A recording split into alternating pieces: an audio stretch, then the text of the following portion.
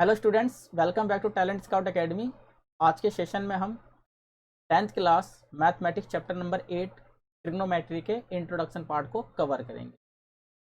देखिए, trigonometry chapter start करने से पहले ट्रिग्नोमेट्री के कुछ बेसिक कॉन्सेप्ट होते हैं। एक बार वो कॉन्सेप्ट क्लियर हो जाए तो आप ट्रिग्नोमेट्री से रिलेटेड सभी क्वेश्चनों को ईजिली सॉल्व कर देंगे। देखिए, ट्रिग्नोमेट्री यूज कहाँ होते हैं, ट्रिग्नोमेट्री रेशियो क्या होता है, ट्रिग्नोमेट्री आइडेंटिटी क्या होती है, इन सबको आज के सेशन में हम कवर करेंगे। देखिए, अगर आप किसी बिल्डिंग से, मान लीजिए एक बिल्डिंग है, ये एक बिल्डिंग है, आप इस बिल्डिंग के अपोजिट साइड में खड़े हैं और आप इस बिल्डिंग के अपोजिट साइड में खड़े हैं और आप इस बिल्डिंग की हाइट को देख रहे हैं, इसके टॉप को देख रहे हैं। टॉप को देखने के बाद बेस पर कोई ना कोई एंगल जरूर इंक्लाइंड होगा, कोई ना कोई एंगल बेस पर जरूर बनेगा। और इस सिचुएशन में आप चाहते हैं कि इस पॉइंट से, आप चाहते हैं कि मैं इसी पॉइंट से इस बिल्डिंग की हाइट नापूं कि इस पॉइंट से इस बिल्डिंग की हाइट क्या है, अगर एंगल कोई बन रहा हो तो। अगर आपको हाइट निकालनी हो या फिर आप इस पॉइंट से चाहते हो कि आप इस बिल्डिंग के बेस से कितने डिस्टेंस पे खड़े हैं, तो बेस से अगर डिस्टेंस निकालना हो, इसको बेस बोलते हैं, तो आप ट्रिग्नोमेट्री को यूज करेंगे। ट्रिग्नोमेट्रिक फंक्शंस को यूज करके हम किसी पर्टिकुलर पॉइंट से किसी वर्टिकल परपेंडिकुलर बिल्डिंग की हाइट को और उसकी बेस से डिस्टेंस को आराम से निकाल सकते हैं। और इसी बेस से और हाइट से हम ट्रिग्नोमेट्री रेशियो निकाल सकते हैं। तो देखिए, ट्रिग्नोमेट्री रेशियो होते हैं छः टाइप्स के ट्रिग्नोमेट्री रेशियो होते हैं। सबसे पहले यहाँ पे देखिए, जो ट्रिग्नोमेट्री होती है, ट्रिग्नोमेट्री के लिए ये जरूरी है कि हमारे पास एक राइट एंगल ट्रायंगल होना चाहिए, यानी कि एक हमारे पास समकोण त्रिभुज होना चाहिए। मान लीजिए ये एक राइट एंगल ट्रायंगल है। राइट एंगल ट्रायंगल वो होता है जिसका एक एंगल 90 डिग्री का होता है और बाकी दो एंगल वो एक्यूट एंगल होते हैं। तो मान लीजिए राइट एंगल है, राइट एंगल है ये, और ये राइट एंगल ट्रायंगल है जिसको हम समकोण त्रिभुज भी बोलते हैं। ये एंगल ए, ये एंगल बी और ये एंगल सी, ये हमारा कोई पॉइंट है और इस पॉइंट से हम चाहते हैं कि लेट कर लीजिए कि एक बिल्डिंग है बी सी, तो इसकी हाइट कितनी है, अगर इसका एंगल हमें गिवन है। तो एंगल ए से हमें बी सी निकालना हो या ए से हम ये देखते हैं कि बी से हम कितने डिस्टेंस पे खड़े हैं, तो हमें ट्रिग्नोमेट्री रेशियो को यूज करना होता है, जिसको हम त्रिकोणमिति अनुपात भी कहते हैं। तो देखिए, समकोण त्रिभुज में क्या होता है, एंगल ए से ए बी जो साइड है इसको हम बोलते हैं एडजेसेंट साइड, यानी कि हमारा बेस होता है, इसको हम बोलते हैं बेस। एंगल ए के साथ जो भी एडजेसेंट साइड होता है उसको हम बेस बोलते हैं। और एंगल ए के अपोजिट साइड जो है, ये हमारा एंगल ए का अपोजिट साइड है, ये हमारा अपोजिट साइड है। अपोजिट साइड को हम बोलते हैं परपेंडिकुलर, ये हमारा परपेंडिकुलर है। और एच ए सी, ये हमारा हाइपोटेनियस है, इसको बोलते हैं हम हाइपोटेनियस। तो इस तरीके से राइट एंगल ट्रायंगल में ये हमारा बेस, ये परपेंडिकुलर और ये हमारा हाइपोटेनियस होता है। अगर आप एंगल ए को काउंट करते हैं, आप एंगल ए से अब ये निकालना चाहते हैं, तो अब आपका बेस ये हो जाएगा और परपेंडिकुलर ये हो जाएगा, जो हम इनके क्वेश्चनों में सॉल्व करेंगे। तो अगर समकोण त्रिभुज में अगर देखा जाए तो हिंदी में, अगर हिंदी के स्टूडेंट्स हैं तो इसको हम बोलते हैं लंब, इसको बोलते हैं आधार और इसको बोलते हैं हम यहाँ पे कर्ण। ये angle A, angle B, angle C, ये हमारा एक समकोण त्रिभुज होता है। तो ये होता है लंब, कर्ण और इसको बोलते हैं हम आधार। और इसी बेस पे हम ट्रिग्नोमेट्री रेशियो को निकालते हैं। हमारे ट्रिग्नोमेट्री रेशियो होते हैं 6। ट्रिग्नोमेट्री रेशियो निकालने से पहले आप देखिए, ये हमारा क्या है, परपेंडिकुलर, इसको हम P बोलेंगे। ये हमारा बेस, इसको B बोलेंगे और इसको बोलेंगे हम H। इन शॉर्ट हम इसको ऐसे भी लिख सकते हैं, ये मान लीजिए ये हमारा हो गया H, ये परपेंडिकुलर और ये हमारा हो गया बेस A, P और ये C। तो हमारे पास ट्रिग्नोमेट्री रेशियो होते हैं 6, साइन A, कॉस A और टेन A। हम एंगल A निकाल रहे हैं, तो साइन A, कॉस A और टेन A। इसी तरीके से कॉसेक A, सेक ए और हमारे पास कॉट ए। तो ये हमारे पास 6 ट्रिग्नोमेट्री रेशियो होते हैं। इसको हम बोलते हैं लंब, ये हमारा कर्ण और ये हमारा आधार। अब ट्रिग्नोमेट्री रेशियो निकालने के लिए आप ये याद कर लीजिए, P B P H H P. P means perpendicular, B means base और एच मीन्स ये इसकी हाइपोटेनियस है, यानी कि पी परपेंडिकुलर, बेस और ये हाइपोटेनियस। यहाँ पे आप लिख लीजिए साइन, ये हमारा साइन, यहाँ पे cos tan, sine cos tan, sine के नीचे लिख लीजिए कॉसेक, कॉस के नीचे लिख लीजिए सेक और टेन के नीचे लिख लीजिए कॉट। तो इस तरीके से P B P H H B, आप इसको इस तरीके से भी रीड आउट कर सकते हैं, पंडित बद्री प्रसाद हर हर बोले। एक बार आपको ये याद हो जाए ट्रिक, तो आप इसके 6 के 6 रेशियो को आसानी से निकाल सकते हैं। पी पंडित बद्री प्रसाद हर हर बोले।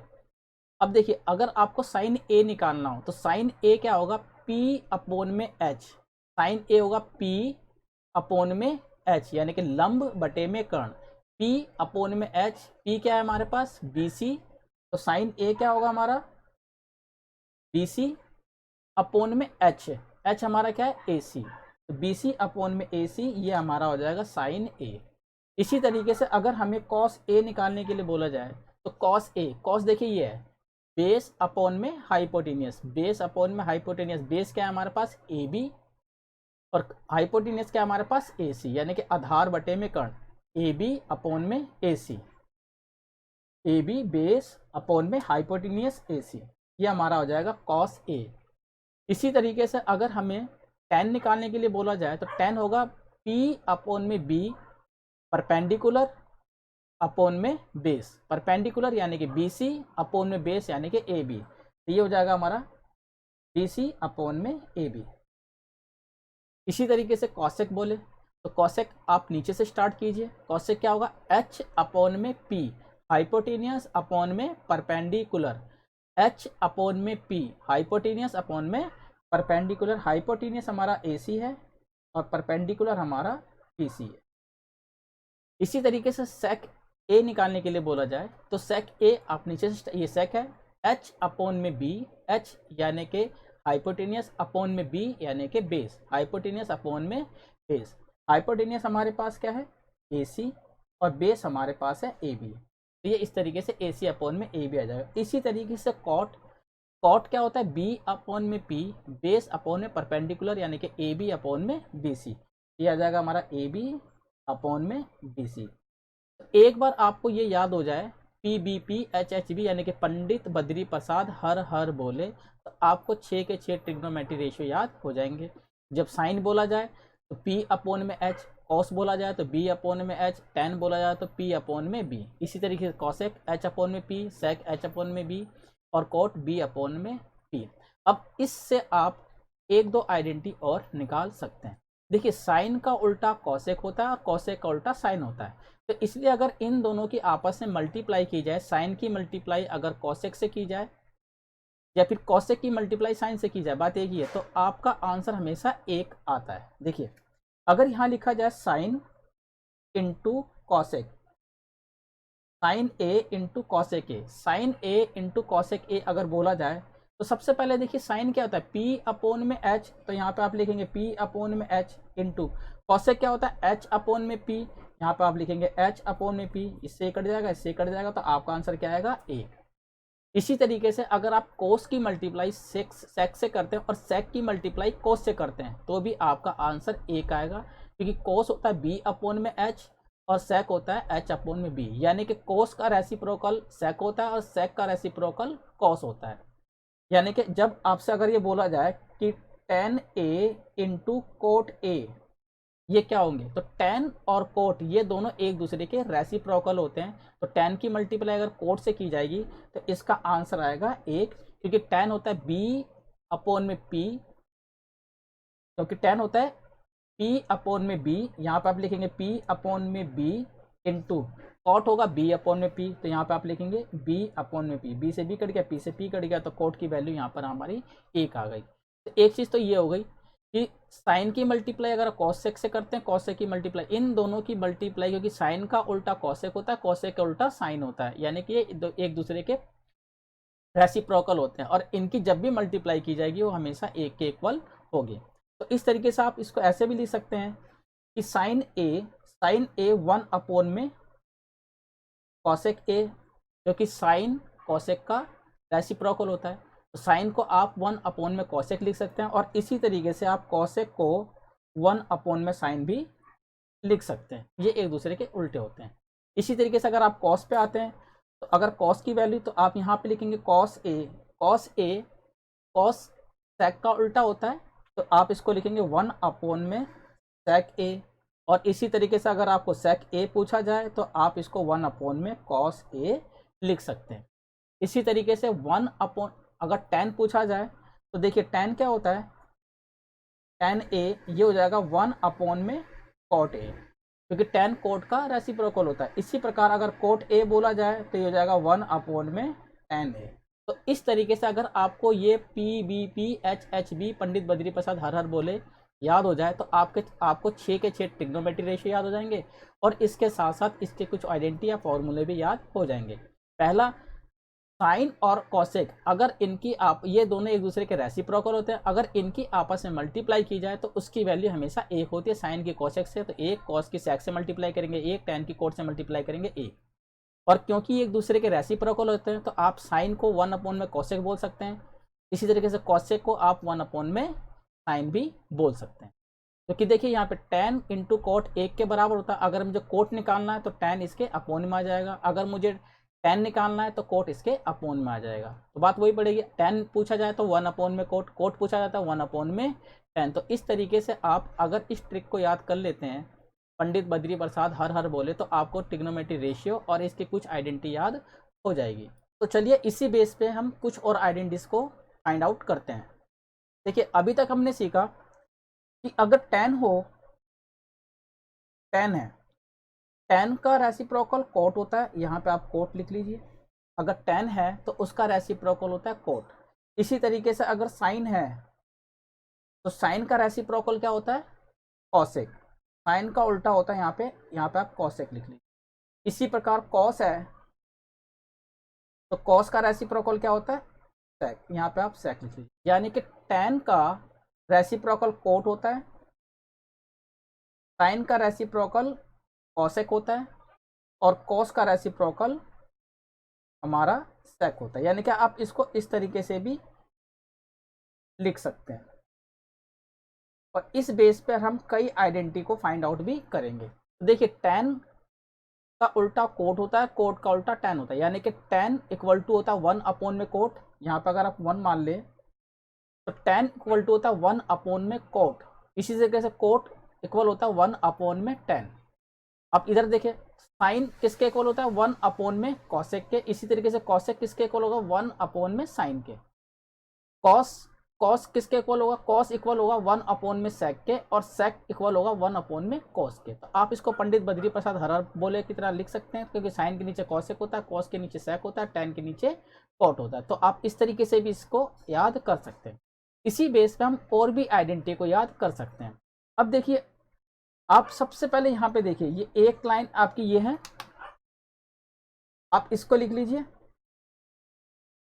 ये साइन और कॉस, यहाँ पे आप प्लस का साइन लगा लीजिए, साइन कॉस प्लस हो जाएगा ये। इसी तरीके से एक ट्राइंगल देखा आपका ये है, एक ट्राइंगल आपका ये, और एक ट्राइंगल आप इसको ले लीजिए। आप यहाँ पे प्लस लिखिए, यहाँ पे प्लस का साइन बनाइए, और इधर भी प्लस का साइन बना लीजिए। तो हमारे पास 3 प्लस के साइन हो गए।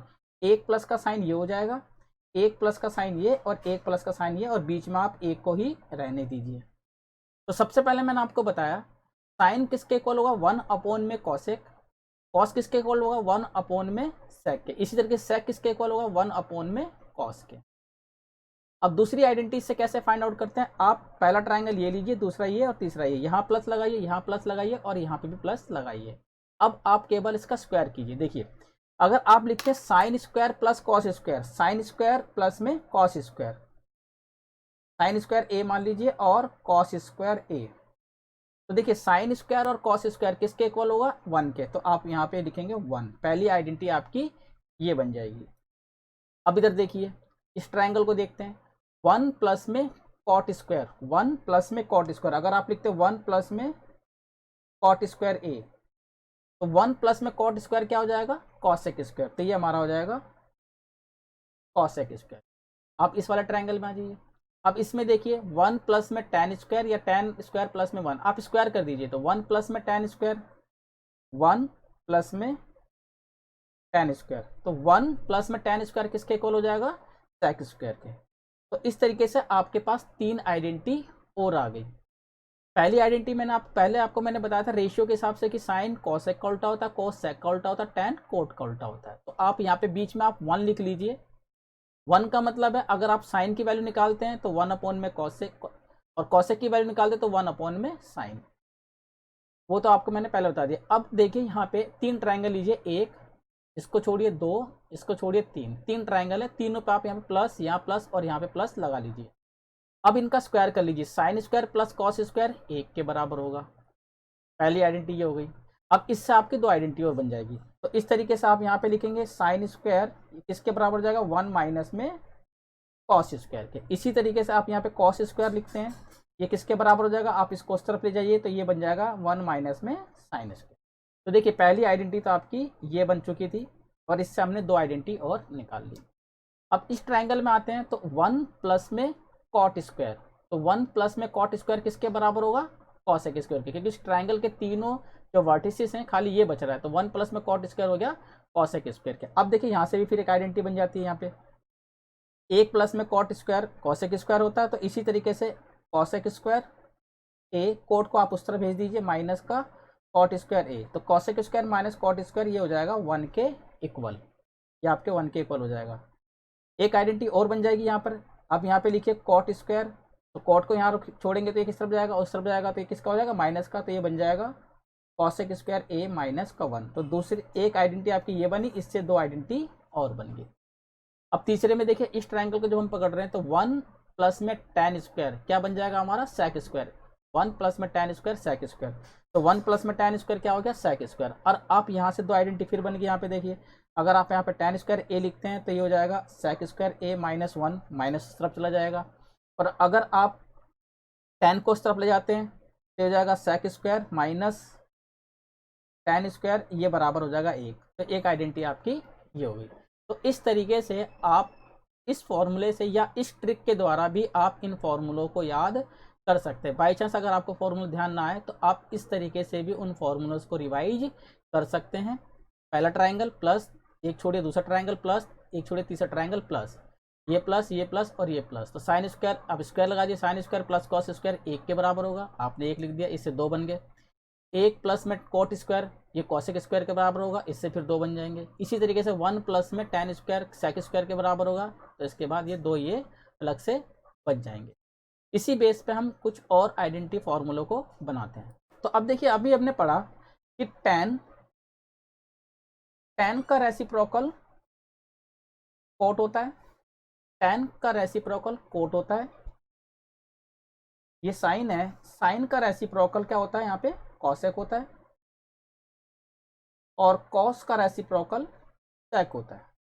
तो इस तरीके से tan का रेसिप्रोकल कोट होता है, साइन का रेसिप्रोकल कॉसेक होता है, यानी कि हमने इसको ये किया इस तरीके से, और ये इसका रेसिप्रोकल हो। तो इस तरीके से मैंने यहाँ पे एक इमेजिनरी लाइन खींच दी।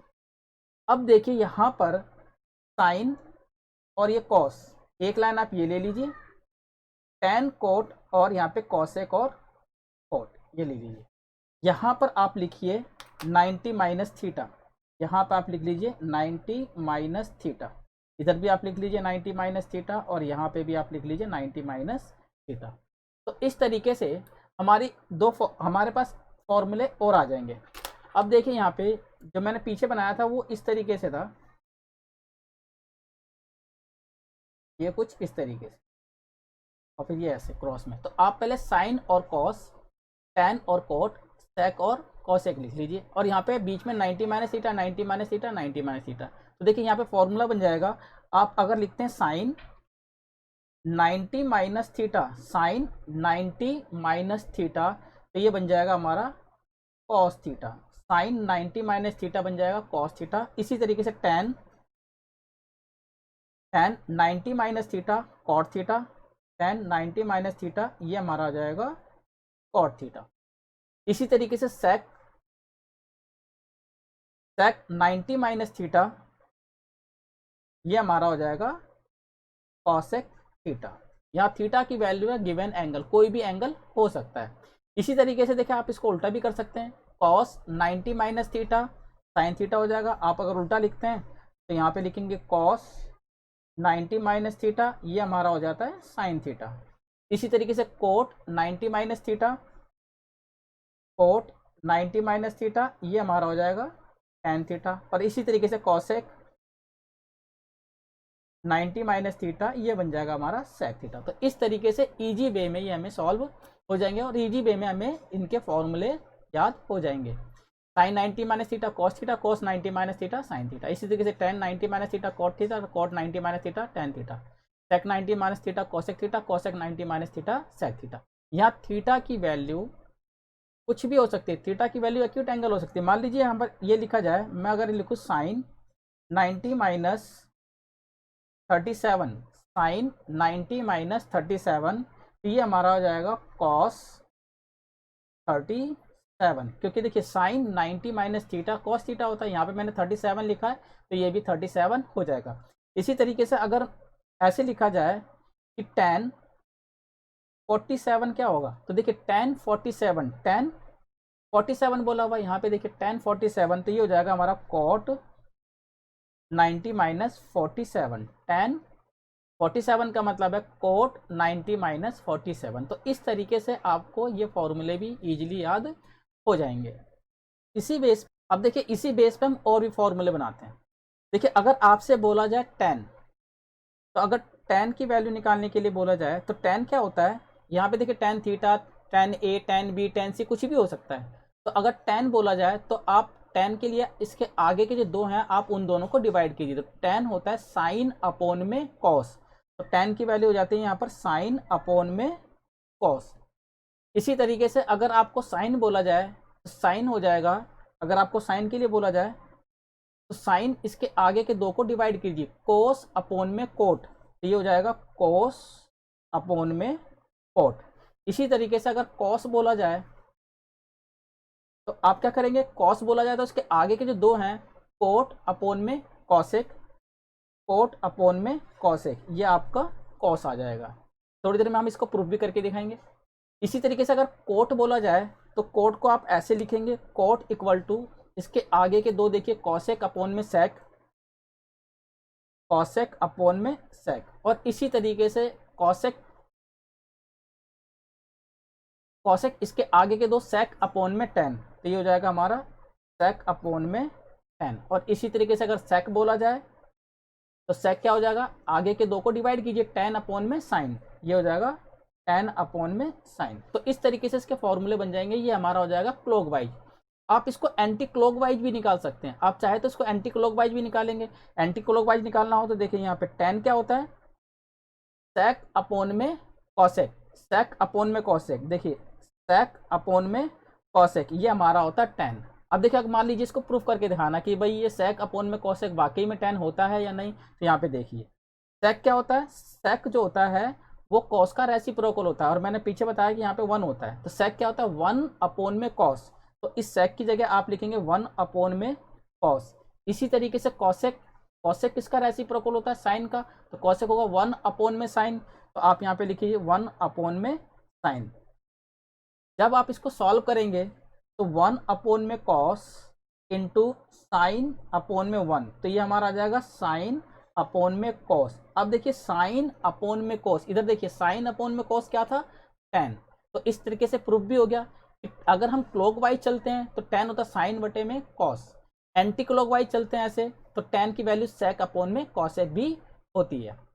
तो इसी तरीके से अगर सेक का बोला जाए, अगर एंटी क्लॉकवाइज चलेंगे तो सेक की वैल्यू क्या होगी, कॉसेक अपॉन में कोट, कॉसेक की वैल्यू क्या होगी, कोट अपॉन में कॉस, कॉस की वैल्यू क्या होगी, साइन अपॉन में टेन, साइन की वैल्यू क्या होगी, टेन अपॉन में सेक। तो आप क्लॉकवाइज चलेंगे तो टेन इक्वल टू क्या होगा, साइन अपॉन में कॉस, साइन क्या होगा, कॉस अपॉन में कॉट। और बेसिकली ज़्यादातर दो यूज होते हैं, एक तो आपका ये साइन, टेन की वैल्यू तो साइन अपॉन में कॉस, और इसी तरीके से जो कॉट की वैल्यू होती है, अगर आप कोट की वैल्यू निकालेंगे तो ये हो जाएगा कॉस अपॉन में साइन। ये दो बहुत ज़्यादा यूज होते हैं। अब देखिए अगर मैं कोट बोलूँ तो क्या बोलोगे आप, कॉस अपॉन में साइन। तो देखिए टेन था क्लॉकवाइज, साइन अपॉन में कॉस, अगर कोट की वैल्यू निकालते हैं एंटी क्लॉकवाइज जैसे घूमिए तो कॉस अपॉन में साइन। और वैसे भी टेन और कोट एक दूसरे के रेसिप्रोकल होते हैं, अगर टेन साइन अपॉन में कॉस होगा तो कोट ऑब्वियसली कॉस अपॉन में साइन होगा।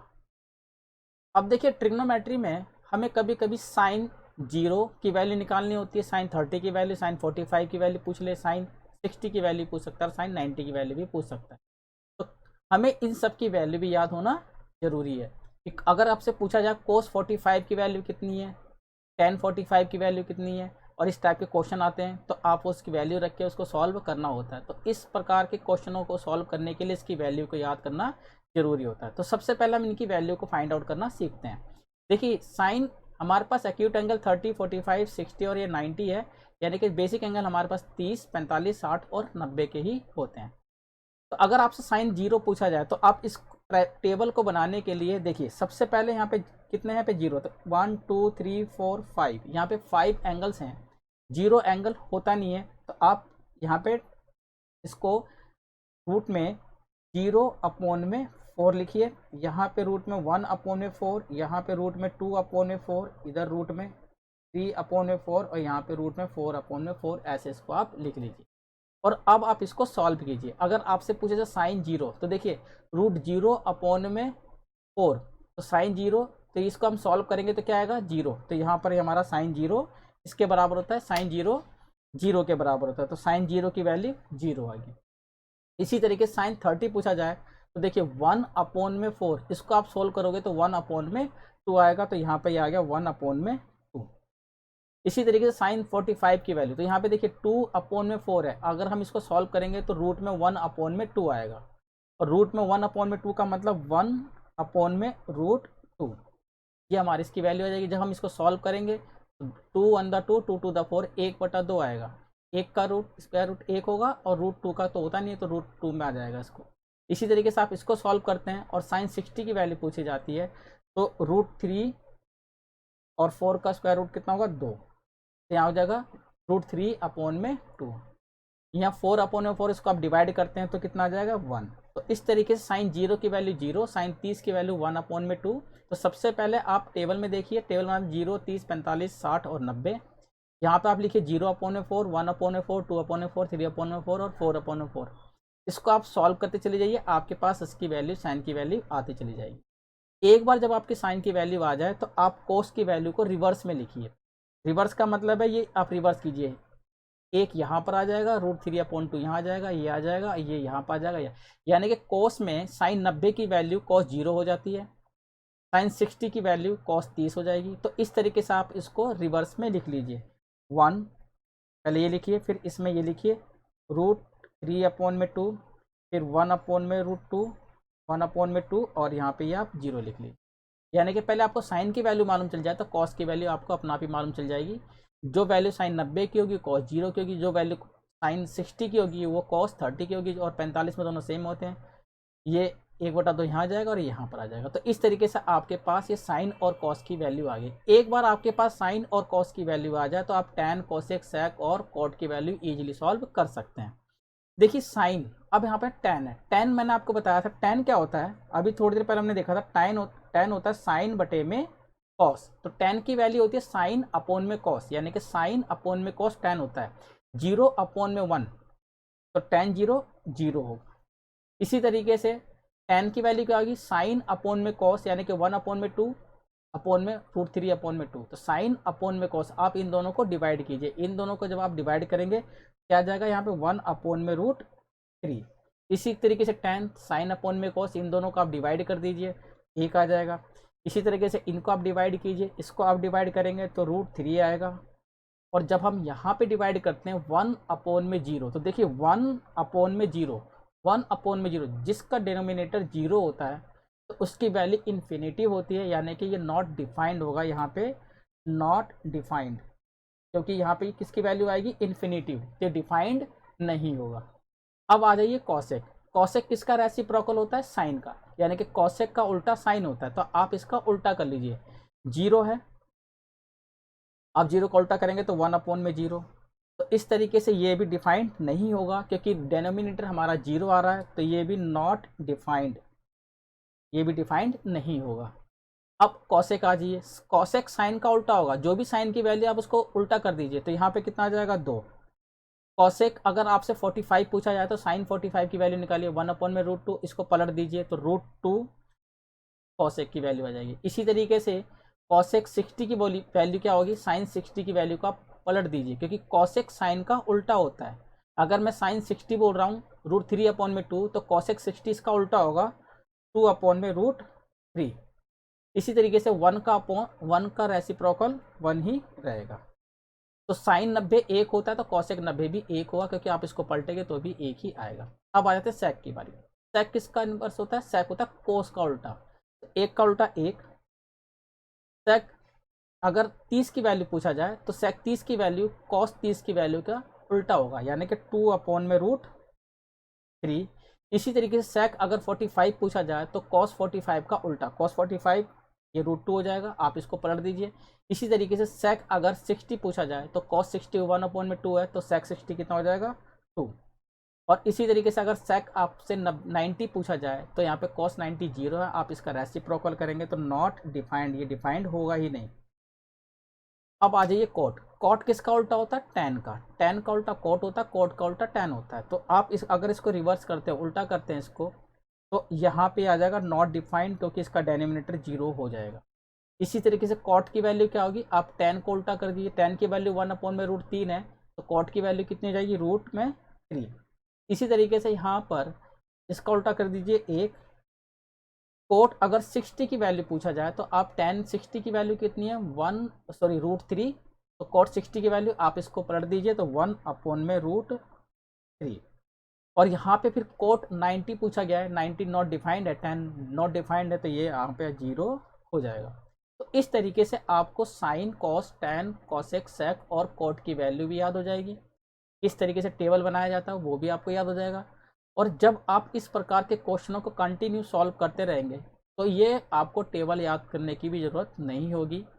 आप जब कोशिश करते रहेंगे तो इन सब की वैल्यू आपको ऑटोमेटिकली बाय हार्ट याद हो जाएगी। फिलहाल मैंने आपको बताया कि ये वैल्यू कैसे निकाली जाती है। साइन की वैल्यू निकल जाती है, तो एक बार आप साइन की वैल्यू निकाल लीजिए, कोस को आप रिवर्स कर दीजिए। कॉस को आप रिवर्स करते हैं तो कॉस आ जाएगा, और जैसे ही साइन और कॉस आता है तो साइन अपॉन में कॉस को डिवाइड कीजिए, टैन आ जाएगा। टैन की वैल्यू आएगी तो कॉसेक की वैल्यू अपना पा जाएगी, कि कॉसेक साइन का उल्टा होता है, सेक कॉस का उल्टा होता है, और कॉट टैन का उल्टा होता है। तो इस तरीके से चैप्टर नंबर 8 ट्रिग्नोमेट्री के कुछ बेसिक रूल थे, कुछ बेसिक कॉन्सेप्ट थे जिनको क्लियर करना जरूरी था। एक बार ये कॉन्सेप्ट क्लियर हो जाए तो आप ट्रिग्नोमेट्री से रिलेटेड सभी प्रकार के क्वेश्चनों को ईजिली सॉल्व कर सकते थे। तो इस प्रकार आज की वीडियो में हमने ट्रिग्नोमेट्री फंक्शंस के कुछ बेसिक रूल और कॉन्सेप्ट को सीखा। नेक्स्ट वीडियो में हम इसकी एक्सरसाइज 8.1 को सॉल्व करेंगे। इसी प्रकार की नई वीडियो देखते रहने के लिए, नए एक्सरसाइज को देखते रहने के लिए इस चैनल को शेयर और सब्सक्राइब कीजिए। आशा करता हूँ आपको वीडियो पसंद आई होगी। नेक्स्ट वीडियो में फिर मिलते हैं, तब तक के लिए धन्यवाद।